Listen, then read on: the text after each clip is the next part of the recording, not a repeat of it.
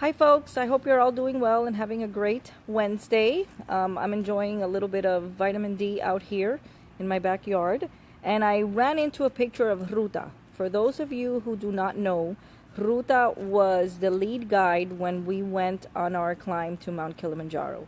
Now to date, he's climbed Kilimanjaro and summited around 450 times. He's a pretty amazing guy, and we all just instantly fell in love with him. So the day before we left on the climb, we had a little orientation, and he told us that our success on the climb, in fact, our very ability to summit, was going to be based on one simple formula: 10% aptitude and 90% attitude. They told us as well to enjoy the difficulties from the beginning, because difficulties were inevitable when you're facing something like Kili. Hi!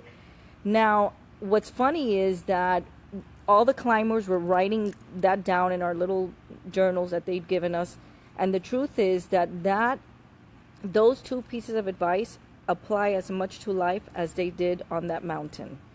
And it really made me think a lot about perspective and how important perspective is and how important of a role it plays in our daily lives.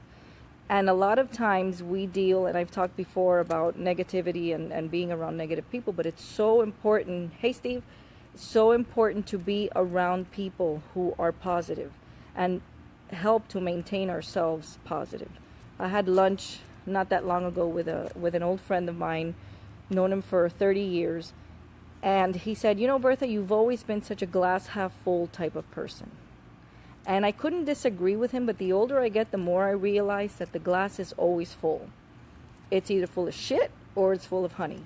But even when it's full of shit, are you looking at it from the perspective of a fly or a germaphobe? And even when it's full of honey, are you looking at it from the perspective of a bear or a diabetic? So you see, any situation can change depending on the way that we're looking at it.